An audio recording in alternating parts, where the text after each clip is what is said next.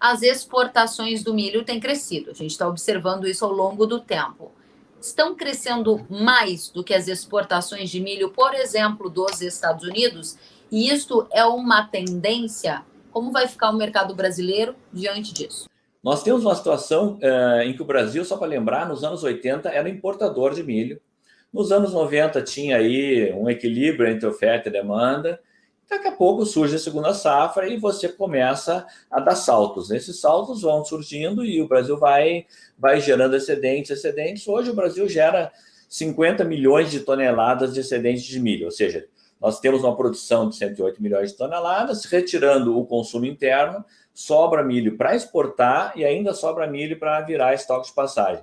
E respondendo objetivamente a pergunta que mostra o que acontece hoje com o milho brasileiro no mercado internacional. Nos últimos 20 anos, as exportações de milho dos Estados Unidos, que é o maior exportador do mundo, cresceram a taxa real de 1,8% ao ano. E no Brasil, no mesmo período, a exportação de milho está crescendo 12,8% ao ano. Então, a gente está falando de 10, 11, 12 vezes mais. E isso, inclusive, assusta os próprios norte-americanos, que isso está ocorrendo num ambiente que o Brasil ainda não tem uma logística propícia. E até eu já ouvi de um norte-americano me dizer isso. Se o Brasil tivesse uma logística muito competitiva, seria muito difícil concorrer e dificilmente não vai acontecer dos Estados Unidos perderem o posto de maior exportador de milho, como aconteceu com a soja, e o Brasil vai se tornar rapidamente o maior exportador de milho, assim como acontece com a soja. Aí é que está uma pergunta-chave. Você acaba de dizer que o Brasil vai se tornar um dos maiores exportadores de milho do mundo. Isso ele já é. Você está dizendo que ele vai se tornar o maior, superando, por exemplo, os Estados Unidos. É o aumento da exportação que gera a alta de preço do milho no Brasil? Tem muitos aqui criadores de aves, suínos, tem também pessoal da cadeia dos ovos. Essa é uma pergunta que importa para eles, afinal de contas, os custos subiram. É a exportação que está fazendo o preço do grão subir, Coco? Essa pergunta realmente ela é super importante até para a gente dar suporte para quem toma as decisões no Brasil, as entidades de classe, etc.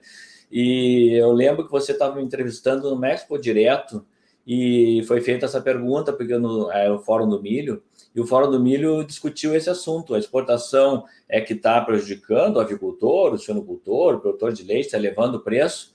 Não. A resposta é não. Ao contrário, ao momento que o país se torna um exportador líquido, um exportador ativo no mercado internacional, isso garante para o produtor de milho um referencial de preço que dá para ele segurança de exportar. Como eu acabei de comentar, a cotação do milho ela é igual em todos os portos. Eu olhei hoje à tarde o preço do milho na região do Mar Negro, na Ucrânia, no Porto de Rosário, na Argentina, no Golfo do México e no Brasil. A diferença entre esses 4 portos não passava de $2 por tonelada, que é o prêmio no porto. Então, não é a exportação que provoca a alta de preço para o consumidor de milho. Nós estamos com uma situação de rally de alta de preço das commodities em nível internacional, puxado por 2 grupos. O grupo dos cereais, milho, trigo e arroz, e o grupo das oleaginosas, o óleo de palma e o óleo de soja.